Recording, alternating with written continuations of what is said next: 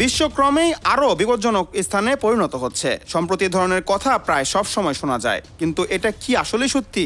বিপদ বেড়ে চলার কারণগুলো সবার জানা: পারমাণবিক যুদ্ধ, জলবায়ু পরিবর্তন, অতিমারি বা বিশ্বব্যাপী ছড়িয়ে পড়া মহামারী, অপতথ্য ও নতুন প্রযুক্তির ঝুঁকি।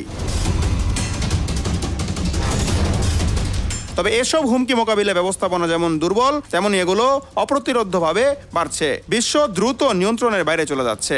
এই ধারণাকে জোরদার করছে ঘটে চলা পরিবেশগত ও স্বাস্থ্যগত বিপর্যয়গুলো, যেমন লস অ্যাঞ্জেলেসের সাম্প্রতিক দাবানল, আফ্রিকার সাহেল অঞ্চলের খরা এবং ইবোলা সহ অন্যান্য প্রাণঘাতী সংক্রমণ রোগের প্রাদুর্ভাব।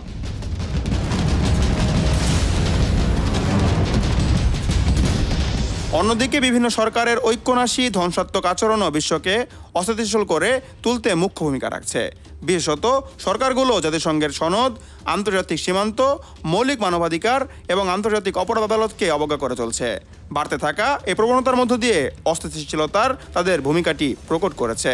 যুক্তরাষ্ট্রের প্রেসিডেন্টকে দ্বিতীয় বিশ্বযুদ্ধ তথা 1945 সালের পর প্রতিষ্ঠিত বিশ্ব ব্যবস্থার সবচেয়ে বড় অভিভাবক হিসেবে বিবেচনা করা হয়। তিনি যখন পশ্চিম ইউরোপীয় মিত্রের সার্বভৌম ভূখণ্ড দখলের জন্য বিনা প্রচারণায় সামরিক হামলার হুমকি দেন, তখন আশ্চর্য কি যে সবাই আরও বেশি অনিরাপদ বোধ করবেন।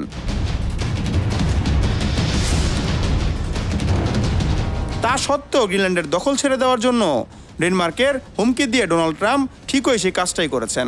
ট্রাম্পের কাছে প্রতিবেশী পানামা, মেক্সিকো, কানাডাও একই ধরনের শাসানির মুখে আছে। আগলেকেডের হিসাবে গত 5 বছরে বৈশ্বিক সংঘাত বেড়ে দ্বিগুণ হয়েছে। আগের বছরের তুলনায় রাজনৈতিক সহিংসতার ঘটনা বেড়েছে 25% হয়ে বিশ্ব দিন দিন আরও বিপজ্জনক হয়ে উঠেছে। বলেছেন অর্ণব, নিউজ 21 ন্যাশনাল ডেস্ক।